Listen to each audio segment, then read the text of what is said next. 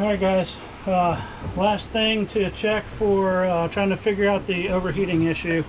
It's probably actually the first thing I should have done, but me being a noob to all this, it's turned out to be the last thing. Anyway, what I'm doing is I'm completely draining the coolant from the engine on the freshwater side, so the antifreeze. And instead of reclaiming it and reusing it, I'm going to completely remove it, do a freshwater flush, and burp the system and replace it with brand new coolant, and with a special emphasis on trying to burp the system. One of the comments on the Yanmar Facebook group, that sounds like I possibly might have an airlock in the system. So I guess if there's air in the engine block or in the lines, the coolant won't circulate through the engine properly. So that's really the only thing I have left to change or to check. I've done everything. I've been through the all the impellers, the pumps, the heat exchanger, the oil cooler. I've done all of that. I have drained and refilled the coolant before with all of those other things that I did, but I've never completely replaced the coolant with brand new. The coolant has always looked pretty good, but it's at least a year old, if not more. So I'm going to completely replace it, and I've never done a flush, a freshwater flush. And what else? Oh, I've never made an effort to burp the system. So when replacing all the coolant in the past, I just filled up the reservoir and ran the engine.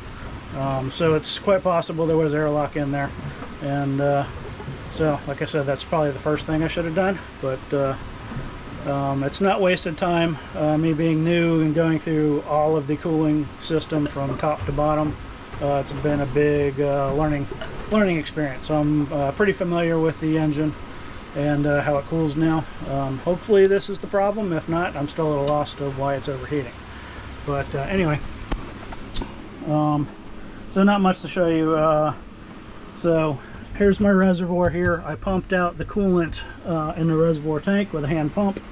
There's also on the front of the engine, underneath the water pump, there is a valve that I used to drain most of it out of there, and there's also another drain on the turbo in the back. So between all of that, I was able to reclaim, or at least catch most of the coolant so it doesn't go in the bilge and overboard. And I'm just going to dispose of that properly.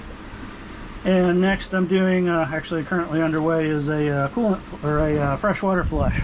So I'll show you what I'm doing there. So on the front of the engine, so on the water pump in and out. So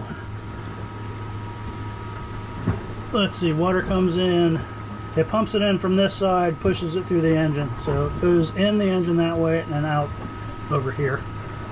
What I did is this is the same setup I used for my seawater side, is I hooked up a bilge pump into a bucket, so with these lines in there. So after the thing was drained, I filled the bucket up with about 3-4 gallons of water, and just doing a flush. As you can see, I got pretty good water flow. So, and really this has been going for probably 20 minutes, and the water looks pretty clear. So there's no mud or sediment or nastiness inside the engine, which I'm really happy about. And the other end is the bilge pump. So it's sucking in here. So it's going in here, and it's pushing it out over there. And what I'm going to do is I'm going to flip-flop them to reverse the flow. They suggested doing that when I was doing the barnacle buster. This is just fresh water, but I'm going to reverse the flow anyway and let it go for a little while. But I'm pretty happy that there's no sediment or rust or mud or just nastiness inside there. That was good to find. And so when I replace the coolant, like I said, I'm going to pay special attention to burping the system to make sure there's no air in there. So I'll just do a slow fill up the coolant in the heat exchanger and run the engine, keep the cap off, let the bubbles come out. Just do that several times until I can no longer put any more coolant in the heat exchanger and let it come up to temperature, and then we will fill up the reservoir and hopefully everything's happy. So I won't know if this is the fix for a while. I'm in Grenada and no plans to sail actually for a while. Actually sometime in September we may be going to Trinidad or Tobago, so I'll figure it out then. But anyway, this is my last attempt at figuring out the overheating problem. Okay, so next project, my water maker has 2 feed pumps. It's supposed to do 14 gallons an hour, and with 1 feed pump on, it's supposed to do 7, the other 14. So occasionally when I turn both feed pumps on, one of them does not turn on.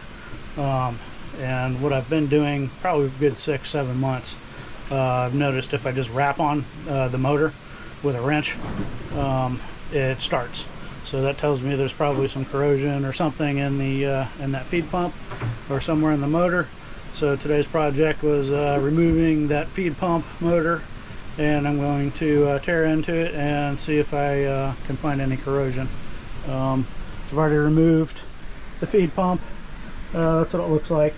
I haven't taken it apart yet, but I'm going to take it apart and see if there's any obvious corrosion that can be cleaned up, or maybe the brushes or something. I don't know. I do have a spare pump, which I may just end up putting on and seeing if that fixes the problem, which it should.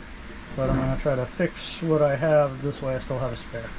So I'll let you know how that goes. Figured I'd just show you the part of the water maker. So this is where the feed pump was. It was in this area here, mounted to that, and which I removed. And it's quite difficult actually, because you can see there's nothing easy to lay on. Everything hurts when you're in here cramped and trying to remove everything. But let me walk around to the other side. There's 2 of them. So I took this one off. The other one's on the other side, and that one works well.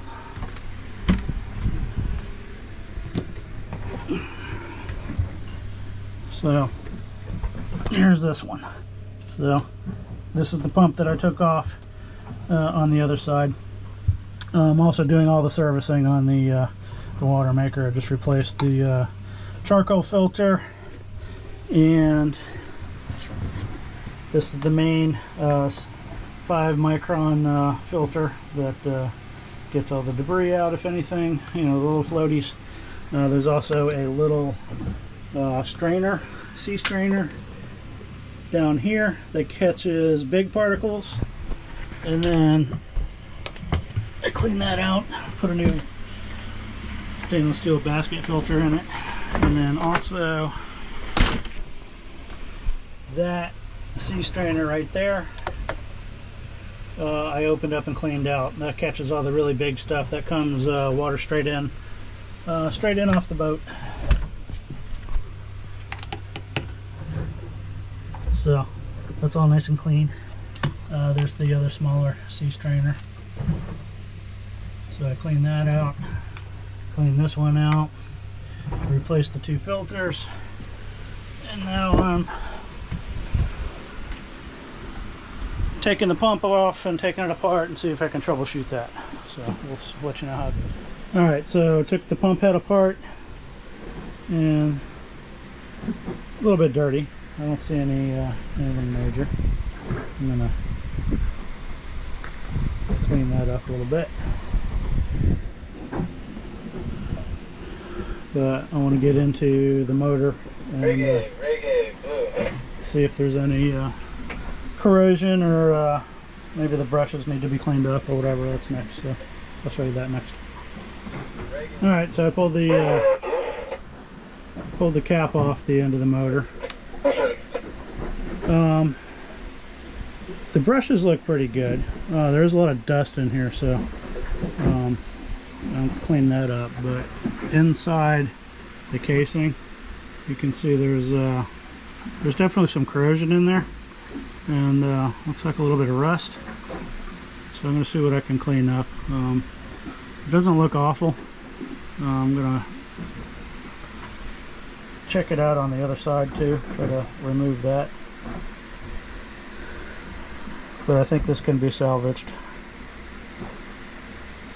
I'll let you see the other side when I get it pulled. Alright, so I got the motor pulled apart. Doesn't look bad at all.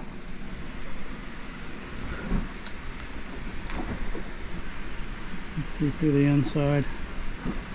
Let me put my headlight on.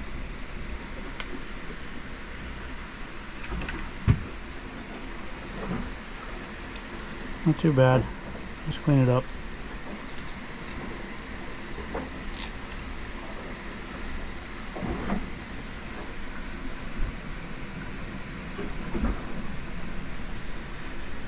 A little bit dirty down there, but nothing awful.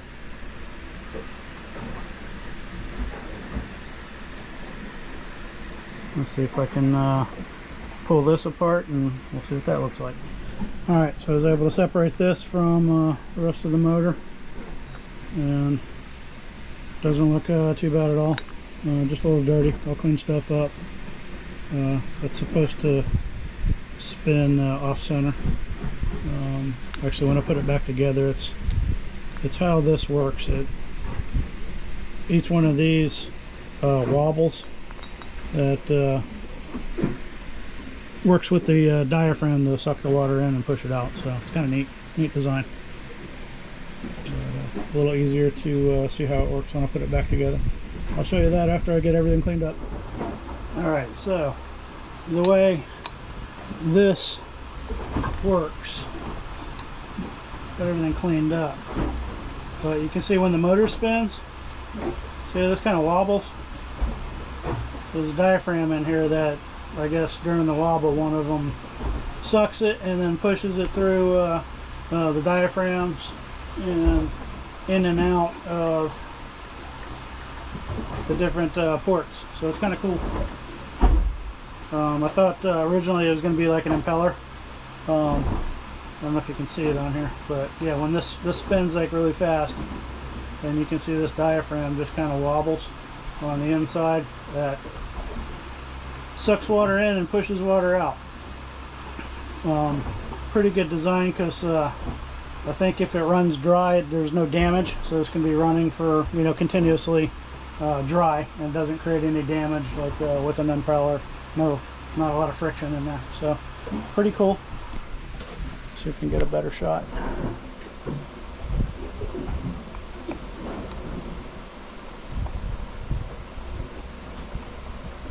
You can see it wobbling. So that's how that works. This is called a diaphragm pump, I think.